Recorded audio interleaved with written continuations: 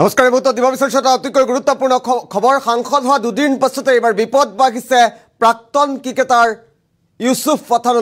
পাঠানলৈ এইবাৰ বিজেপি শাসিত পৌৰ নিগমৰ তৰফৰ পৰা জাননী জাৰি কৰা হৈছে আৰু কিয় হঠাৎ প্ৰাক্তন ক্ৰিকেটাৰ গৰাকীলৈ বিজেপি শাসিত পৌৰ নিগমৰ তৰফৰ পৰা জাননী জাৰি কৰা হৈছে এই মুহূৰ্তত জনোৱাৰ চেষ্টা কৰিম ব্ৰেকিং নিউজ এই মুহূৰ্তত অবৈধ দখলৰ অভিযুক্ত টিএমচিৰ সাংসদ তথা প্ৰাক্তন ক্ৰিকেটাৰ ইউসুফ পাঠান সাংসদ ইউসুফ পাঠানলৈ জাননী জাৰি কৰিছে বিজেপি শাসিত পৌৰ নিগমে সাংসদ হোৱাৰ দুদিন পাছতে বিপদ বাঢ়িছে প্ৰাক্তন ক্ৰিকেটাৰ ইউসুফ পাঠানৰ পৌৰ নিগমৰ প্লট অবৈধভাৱে দখলৰ অভিযোগ ইউসুফ পাঠানৰ বিৰুদ্ধে নিৰ্বাচনৰ ফলাফলৰ পাছতে ইউসুফ পাঠানলৈ পৌৰ নিগমৰ জাননী জাৰি আৰু বিজেপি শাসিত পৌৰ নিগমৰ কঠোৰ নিৰ্দেশনা ইউসুফ পাঠানলৈ প্ৰাক্তন ক্ৰিকেটাৰ এগৰাকী ইউসুফ পাঠান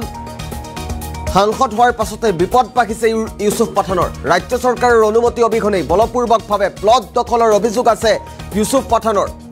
আৰু প্লট বেদখল মুক্ত কৰাৰ জৰুৰী জাননী ইউসুফ পাঠানলৈ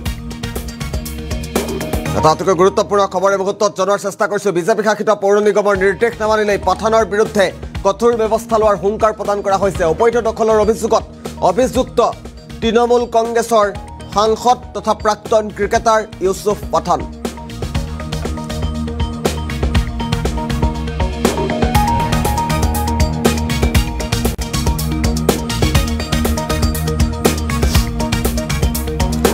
উল্লেখ কৰিব বিচাৰিছো এটা অতিকৈ গুৰুত্বপূৰ্ণ খবৰ সাংসদ হৈ বিপদ বাঢ়িছে প্ৰাক্তন ক্ৰিকেটাৰ ইউসুফ পাঠানলৈ আৰু সাংসদ হৈ বিপদত পৰিছে প্ৰাক্তন ক্ৰিকেটাৰ ইউসুফ পাঠান অবৈধ দখলৰ অভিযোগত সাংসদ ইউসুফ পাঠানলৈ জাননী জাৰি কৰিছে বিজেপি শাসিত পৌৰ নিগমে আৰু অবৈধভাৱে প্লট দখল কৰাৰ অভিযোগ আছে এইগৰাকী সাংসদ তথা প্ৰাক্তন ক্ৰিকেটাৰ ইউসুফ পাঠানৰ বিৰুদ্ধে আৰু ৰাজ্য চৰকাৰৰ অনুমতি অবিহনে বলপূৰ্বকভাৱে প্লট দখলৰ অভিযোগ আছে ইউসুফ পাঠানৰ বিৰুদ্ধে প্লট বেদখল মুক্ত কৰাৰ জৰুৰী জাননী ইউসুফ পাঠানলৈ যদি বেদখল মুক্ত নকৰে তেন্তে কঠোৰ ব্যৱস্থা লোৱাৰ হুংকাৰ প্ৰদান কৰা হৈছে পাঠানৰ বিৰুদ্ধে গ্ৰহণ কৰা হ'ব পাৰে কঠোৰ ব্যৱস্থা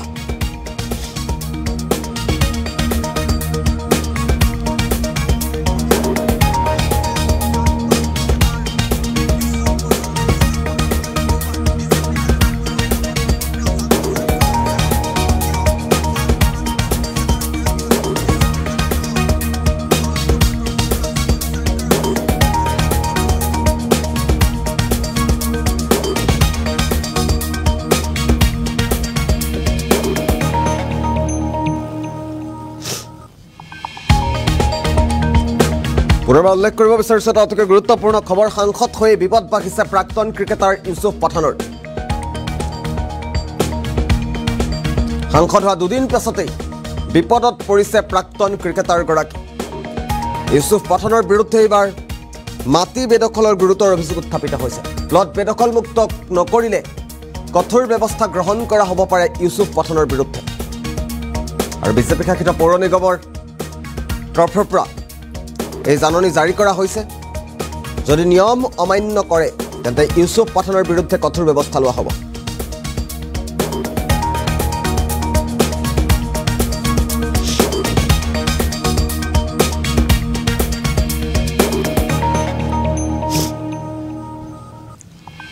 টিএমচিৰ সাংসদ বৰ্তমান